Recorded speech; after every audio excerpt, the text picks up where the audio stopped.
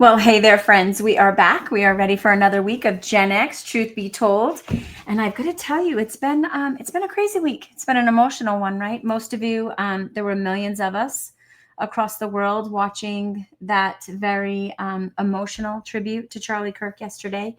I was glad to be a part of that and get to see that. We spent myself as a family, we all sat here, and myself, my son, my husband, we all sat here and watched it. I think that's the first time the three of us have been together in front of a TV for that amount of time, but we were all honed in on it. But here's the thing. This is what I wanted to get into this week. Some of you, for those of you that are following me on TikTok, did you see I posted I posted a video in regards to Candace Owens, our good friend Candace.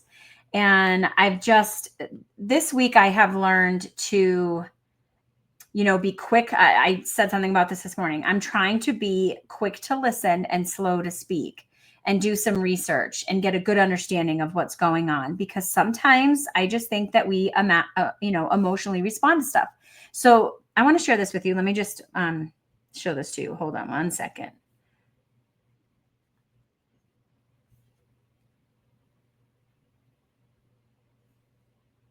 Okay. Like, genuinely chime in. I want to know. So here's where I'm at. I used to love her. Like, we've all had this weird relationship with Candace Owens, right? Love her, hate her, love her, hate her. She's all over the map. I feel like she's a little bit manic right now. I'm not 100% sure what the heck is happening. I'm trying to consider that some of it is she's grieving and doing some odd things over the loss of a friend. But then you're like seeing all these different things, and you're like, more people are coming out from Turning Point USA who are very dignifiably stating that, like, look, she and Charlie actually didn't have a relationship for quite some time. And I remember my heart hurting for her when she did that, kind of like a video, like the day after he died, and kind of like a compilation of friendship videos that she made and she had put out kind of in memory of him. And I thought, geez, that was so precious. And I loved it. And I thought it was sweet. And I got to be honest, when she was going down that rabbit hole with that whole lady out in France, and I don't know whether she does or doesn't have a penis and all the things, like, I don't know. I just didn't really care. I wasn't too vested into that, but she went down this crazy rabbit hole, and I just saw this side of her that I thought, oh, this is we're losing sight of the big picture here. But anyway, needless to say, some people are like with her, not with her about the whole Israel Palestine thing. Like, there's just all these different things. So where do you guys stand? I don't know. I'm curious, like, what you're thinking, because it's kind of sad to hear what some people from Turning Point are coming out and saying. And they're like, look, they kind of parted ways years ago. She hasn't been a part of Turning Point for a really long time, which, if that's the case, and I feel like he did it, his separation from her was in a dignified way, the way she was leaning towards the whole Israel. And now where she's going with, like, Charlie was having spiritual warfare and all these other things. And then when I saw she wasn't speaking at his funeral, and you really haven't seen a connection with her and Erika, and I don't know, the math's not mathing for me. So it doesn't make her bad. I mean, I don't think it makes her a bad person. I just think she's she's got some stuff going on, and I don't know what that is, and that's her battle to work through. But I don't know. What's your thoughts? What do you guys think? Okay.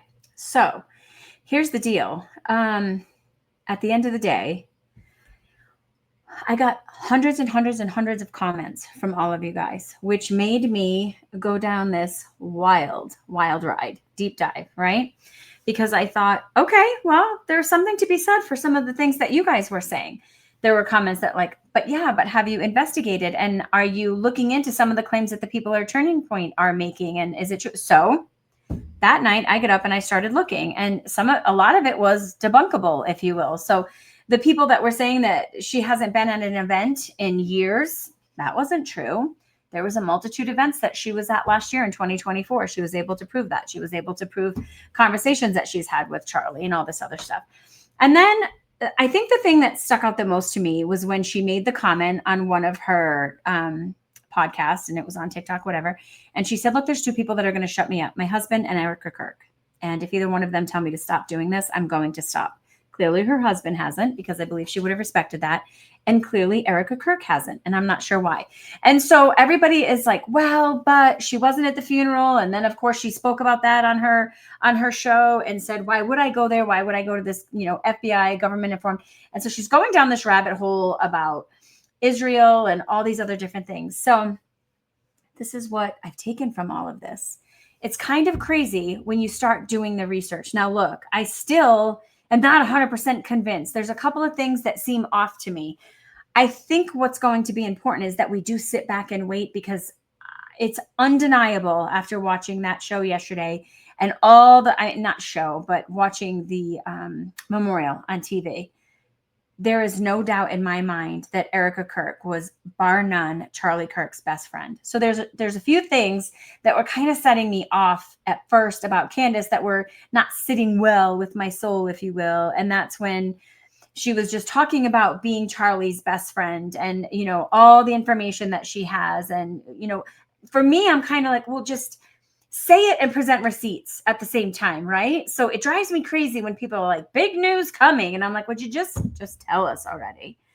And then I was like, well, maybe she can't. Maybe there's things going on. She slowly keeps bringing up Erika Kirk. And every once in a while, it's like, if Erika stops me, and Erika's not stopping her, yet she wasn't at the memorial. And so people are bouncing this back and forth like a ping pong match. I will tell you this.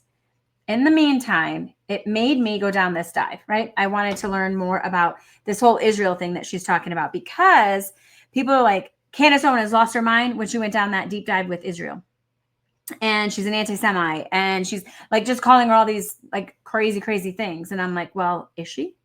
So then I started to look into it. And then I started to study, you know, AIPAC. I had never even heard of AIPAC. I didn't even know what it was. And this is what I mean about some of us as Americans, where we can be very, very ignorant. And so I'm like, I do not want to speak into this until I start educating myself on it. So I started reading about AIPAC, and then I started reading about FARA, and, you know, having these agencies that have to register, and how AIPAC is involved with all of our politicians and the amount of lobbying and all the things. So I go down this deep dive, and I'm just like, oh my gosh, you have to be kidding. I felt like, I'm like, every single person in Washington is bought. Red or blue, I don't care who you are. And there's some things going on with Israel that make me uneasy. And I will say this.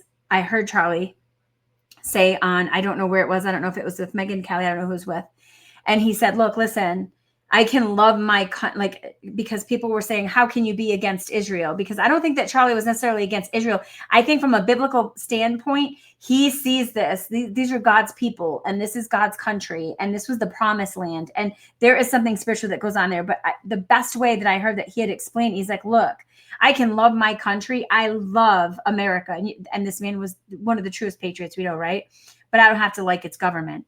So I don't know if he was fully in support with this whole Bibi Netanyahu and what's going on over there. And it's like, I can still have a love for the biblical Israel that I know, but what's happening, you can't deny it. When you see the podcast of him and Dave Smith debate, you can't deny that the God that we know and love, the one that I serve, the one that I read about biblically, there is no way, this whole Israel-Palestine thing, there is no way you can convince me that that's God's people doing what they're doing to Gaza.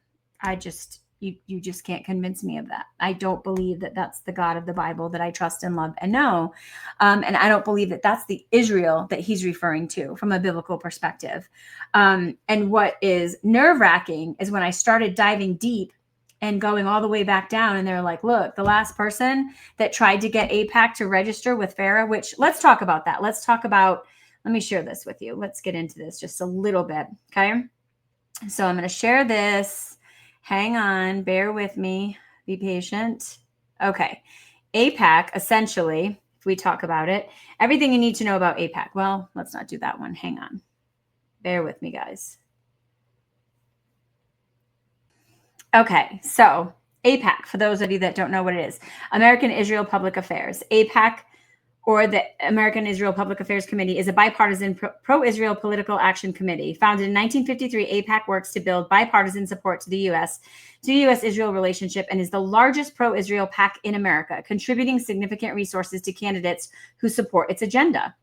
AIPAC plays a crucial role in the lobbying for U.S. military aid to Israel and influencing U.S. foreign policy regarding Israel and Palestine. So with this being said, what this is saying is, this type of organization should be registering with FARA, which FARA is the Foreign Agents Registration Act. Foreign Agents Registration Act, enacted in 1938, requires individuals and entities acting as agents of foreign principals to register with the U.S. Department of Justice. The law mandates the disclosure of their relationship with foreign entities, as well as their activities, receipts, disbursements related to those activities. Now, listen. what's interesting about this when I was reading about this, because I'm like, well, then why doesn't AIPAC have to register for this? This doesn't make sense, because anyone that is registered with this, you get listed their donors, you see who's getting money, all the things. AIPAC doesn't have to do that. And so I thought, but why? And so the more researching that I did, it's because it's listed as a 501k group, which is a nonprofit group that is receives funds through America and all the other good things. But here's the tricky part about it. Not tricky. Here's the shady part about it. They don't have, because they're a 501c3 nonprofit group, they don't have to list. So they don't have to list the politicians. They don't have to show where their money's coming from. Whereas people that are registering with FARA do. And so I feel like it's this backdoor shady way for Israel to be lobbying and getting the support from politicians on both sides to support all these wars that are going on with Israel. And I've got to be honest with you. Do you want your tax dollars going into supporting what's happening in Gaza? I know that I don't. It doesn't make me any less conservative. It doesn't mean that I am not still in support of everything. Most people know I still lean very much right, even though I'm a registered independent. There are times that I vote in a blue manner, if you will. There are some very conservative Democrats that have caught my eye in the past, and I voted that way. But I will just say, this is concerning. And I really didn't know anything about it. I felt very ignorant not knowing this. And I'm like, well, then I've got to learn more. And so then I start reading, and it's like, do you know the last person? Do you know who the last person was that tried to enact AIPAC to have to register with FARA or FARA, however you want to say it? Last person that tried to make this happen and were pushing for this was JFK. And then it was a couple of weeks later, JFK's gone. And I'm like, oh my gosh, are you kidding me? This is wild that a lot of us are like unfamiliar with this and don't know it. And this is just basic American history. And we ignore it all. You know, it was kind of reminding me of like, we only know what we know from what we're told. And a lot of times I feel like as Americans, the end all is like, well, whatever teachers tell us, that's what we're not very good at digging up information on our own and researching. And it's not to say that things that have happened in the past that were celebrated, or if we find out something's wrong, we can stop it. Do you know what I mean? And I just think as a country, we struggle to go, this isn't right. I don't care what they told me in my history books in the 70s when I was sitting in my elementary school. All of this seems off. And I think her bringing up all these questions and it's causing people to go down these deep dives, I think it's important. I think it's vital. And I think it's silly if we're not paying attention. So just listen to this from her take. So I'm going to go ahead and play this. Just listen. Like Israel and media, right? But do you think that it's just capitalism? Like, don't you think a lot of times it's just business, and that's how business works, is that they're, like it's one of the side effects of capitalism? If that were the case, so the reason why this is different is because Israel is actually the exception. They are the only country that's allowed to lobby Americans. Like everyone else has to register as a foreign agent and under FARA. Like with AIPAC or whatever? Yeah. So AIPAC, the backstory, by the way, before JFK got shot, he was fighting AIPAC. They were previously called, I'm blanking on this. You can look it up. And he was literally saying you have to register under the Foreign Act. Is that true? Let's look 1000% true. And you should look it up. We should fact check that live. He was fighting with what is today known as AIPAC. Was renamed AZCPA. I don't know what that stood for. In 1959, AZCPA was renamed AIPAC and American Israel Public Affairs Committee, reflecting a broader membership and mission. Yeah. So JFK told them that they had to register under FARA. And so American Zionist Council, that's exactly what it was called. Okay, American Zionist Council was a pro-Israel lobby in the United States founded in 1949. It represented 9 nationwide Zionist organizations in matters related. See at the bottom there, in 1962, look at the last paragraph. In 1962, President John F. Kennedy and his brother Bobby, as a U.S. Attorney General, forced the AZC to register as a foreign agent. In doing so, they were barred from making monetary contributions to U.S. officials. Who was barred? AZC? Yeah, so AIPAC, for lack of a better term. They were called AZC back then, but continued to send out newsletters and hold events with a nonprofit tax exemption. Mm-hmm. And then what happened was he was shot. So he literally, they were writing him letters. You can find this. This is all this is available information. And he was like, you need to register, you need to register, you need to register. And then we told you to register. Why are you not registering? This makes no sense. And then AIPAC got lucky because he got shot and killed. What also and then I saw I saw another representative, Thomas Massey, having an interview with Tucker Carlson. Hold on. I'm going to add that in here for you because I want you to see this. Because listen, I told you we are going to be facts over fiction here on this page. And I just want answers, right? So if you feel ill-educated and like you didn't have a lot of information on this, let's get some of this information. So hold on, take a second and just listen to this.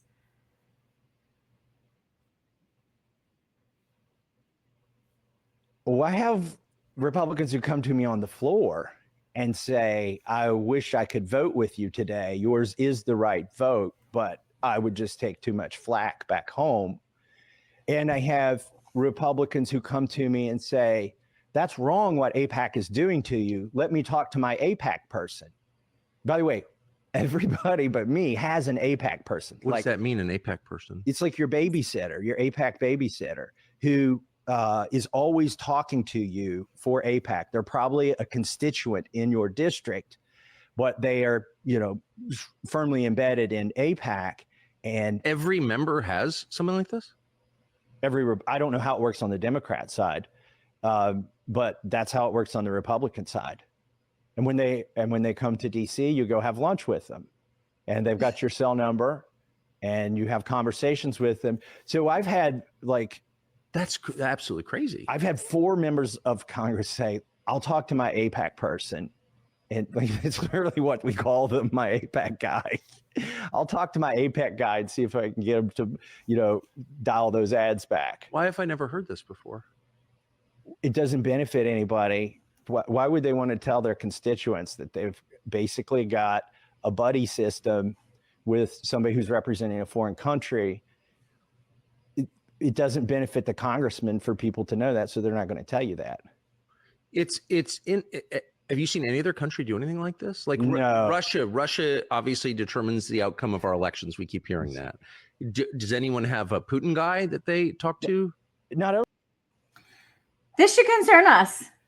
This should concern us with when we're counting on our politicians to be our advocates, and they've got to check with their AIPAC guy. The guy that's connected with Israel, like this should bother us. This should bother us. Now, does this mean that I, as a woman of faith and a woman of God, and knowing the Israel that I know of, the Israel of Abraham, the promised land, the Holy Land, and all that, but I'm going to go back to what I heard Charlie say most recently when he was like, look, I can love my country, but not the government. And what is happening over there with that government and what they are doing is just awful.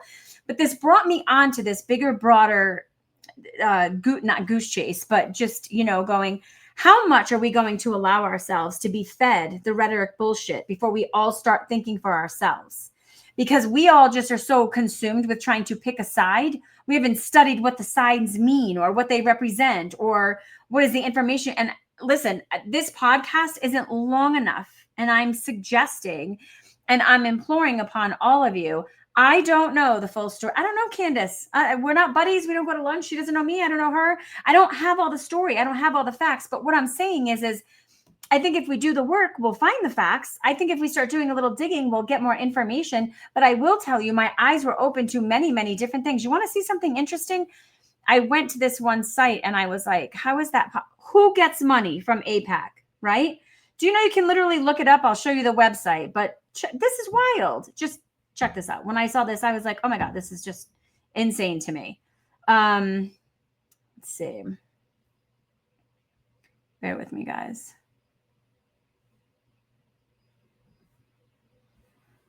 Okay.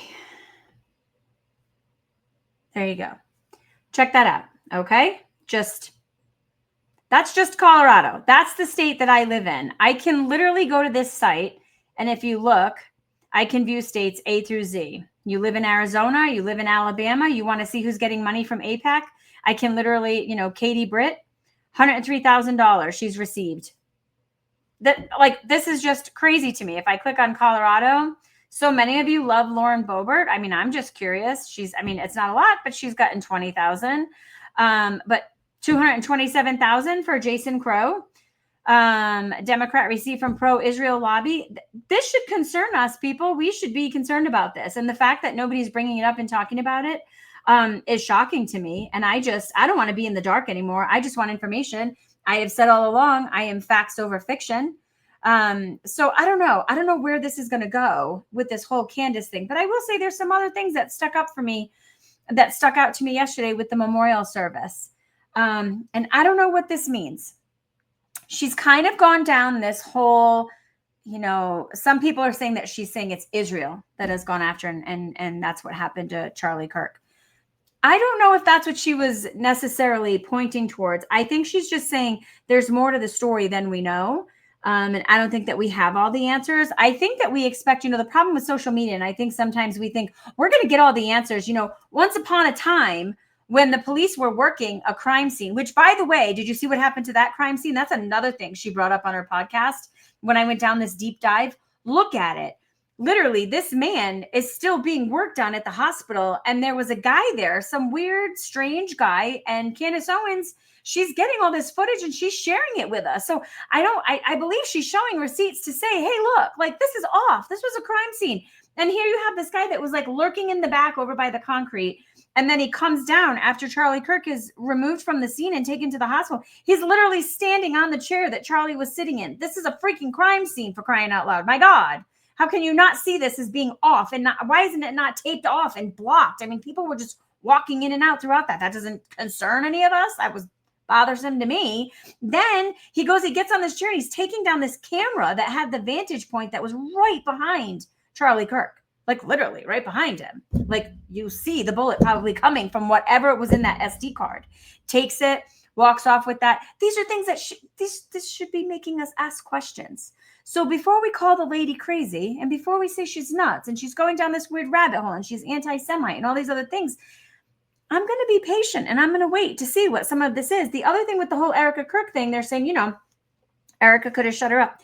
There was something yesterday when Erika was speaking, which, by the way, was one of the most profound things I've ever experienced. I wish they would have ended it with her. We didn't need to have Trump speak, quite frankly, as far as I'm concerned. And I wish they would have just ended it with her. But at the end of the day, the most poignant part of her, and like I said, this was not a speech as far as I'm concerned. It was a proclamation. It was a dedication. It was love for her husband. It was commitment to the mission that they were on together on this earth. She's going to carry it on. But there was this one moment where, and you could tell she was personalizing it when she looked at the camera and when she said, that man, and I forgive him. I don't know. I thought it was interesting that she didn't say, Tyler Robinson, I forgive you. Now, some people might say that that's because maybe she doesn't want to say his name's on her lips. I mean, this is the man that took her husband's life, right? That could be it.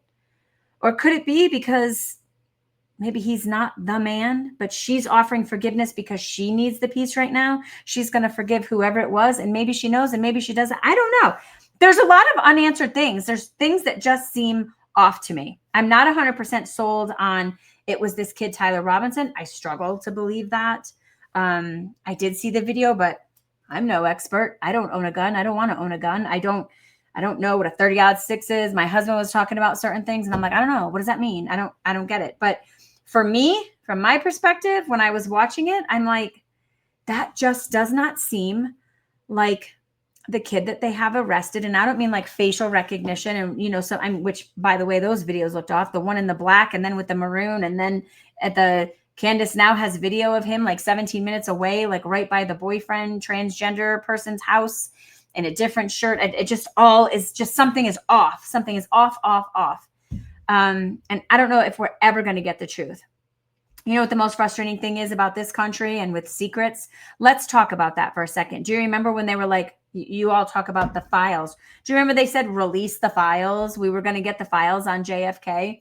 I don't recall ever finding out what happened. Supposedly they were releasing those files in 2025. We were going to get so much more pivotal information that was going to give us a better idea of what the heck happened when he was assassinated. Do you know anything more today than what you knew when those files supposedly came out? The Epstein files. Where the hell are the Epstein files? We still don't have those. I don't know if we'll ever get them. Charlie was trying to get those released. So we still have nothing on the Epstein files. And then just the other day, I went down this rabbit hole with MLK. Did you know that there's sealed files with the FBI on MLK? supposedly there are files that will not be released until 2027, and they all have to do with recordings of a rape that took place with a pastor where MLK was present and in the room and was egging on the gentleman that was sexually assaulting the woman. Did any of you know about this? I don't remember hearing about this in history books. I don't remember anybody talking about that when they were erecting a statue of him. Like, I don't know. I feel like there's so many hidden secrets in this government. We have got to stop relying on the people that we are electing to be the truth tellers, because I think every single one of them at some point or another is full of shit. And we don't get all the answers. We just don't. I think some of them, a lot of them go into it. I could see myself, I've had people say to me, Joe, you should run locally, blah, blah, blah, whatever. I could see myself wanting to get into politics to have a voice because I want to do good. And I've always said, I don't want to get into politics because I am too good. My heart is too good. And I don't want it to be tarnished. And I don't want it to be, I could never get into it because it's a very dirty, sketchy, shady world. And I think people make deals all the time to make things happen. And so in order to please their constituents over here, they're dipping in little pots over here and doing things over here to appear to be doing what they think we need them to do. I think the government's sketch, and I think it's shady. And I've always thought that might make me sound like some sort of weird conspiracy theorist, but I don't think we always get all the truth. At the end of the day, that's why I told people, I'm like, I'm not a Trumper. Just because I voted red and I leaned more conservative in the last election doesn't mean like I'm a huge Donald Trump fan. I think it's interesting how pressed you people can get the minute I say his name. You just go wild. If I had to do it all over again and vote for him or Kamala, I'd still vote for Trump. I'm going to put that out there because I lean more conservative in some of those ways. And I do think that there are things happening in this administration that I voted for. I think there's also some things that are happening in this administration that break my heart. And that's with any administration. At the end of the day, what I do hope for ultimately, and what I have learned from this whole Charlie Kirk thing, this is so much less about politics. And so I'm going to ask that we just patiently sit back and wait, quick to listen and slow to speak. Let's see how the Candace Owens things unfolds. But as far as Charlie and Erika Kirk and their family and that man and what he stood for, I don't care who you are. If you don't think a revival has not started in this country, if you do not think that this man has moved people, if you do not think he is going to be a prominent person in history that will end up in history books or history tablets, whatever you want to call it, this man moved mountains while he was on earth. And his wife is going to carry that on. I believe that with my whole heart, and the team of people that he had behind him. He was on a mission on this earth, and it was an important one.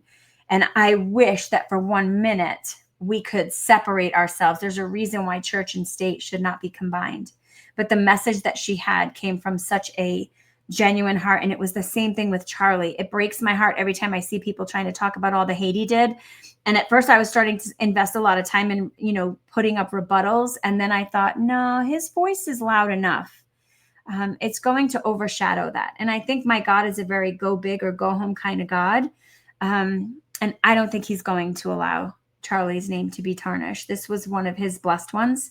And if you didn't feel that and you didn't sense that, I saw a young girl on TikTok today. She posted a video and she said, let me preface by saying, I'm not a conservative and I did not vote for Trump, but there was something about this man that made me want to come to his memorial. So she came and she said, what I was waiting for, and she felt defensive. So immediately while she was there, she felt the need to make it clear to people. She's like, look, I'm not a Trump supporter. I can't even say that I was necessarily that much of a Charlie supporter. I just wanted to come and pay my respects and learn more about who this man was because of the response to what has happened to him. I think it's invoked some curiosity in some people. And she said she got nothing. Let me say this again. She got nothing but kindness.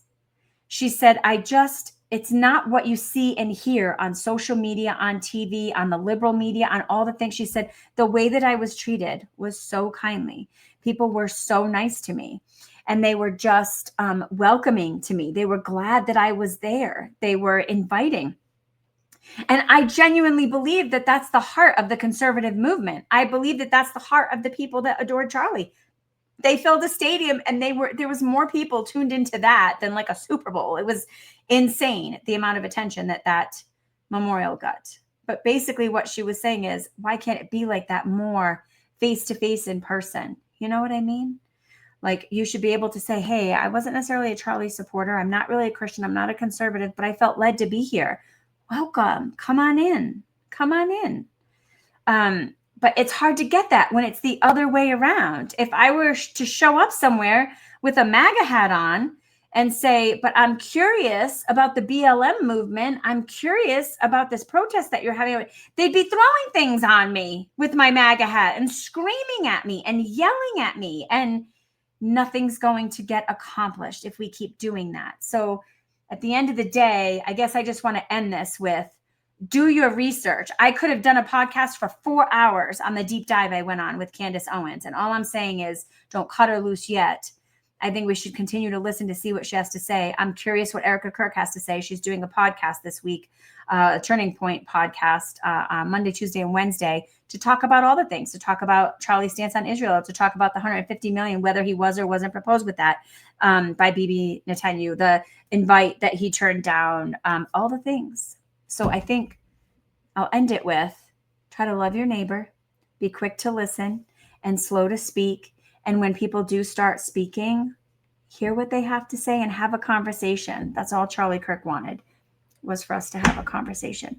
But do some digging, get your shovels out and start doing a deep, deep dive and some digging on all of this AIPAC and FARA and who's getting the money and all the things, because it gets pretty interesting. I probably dived for 6 hours. But anyways, I love you guys. Thanks always for tuning in and listening in, and give me your comments. Let me know your thoughts and what you're finding. Bye, guys.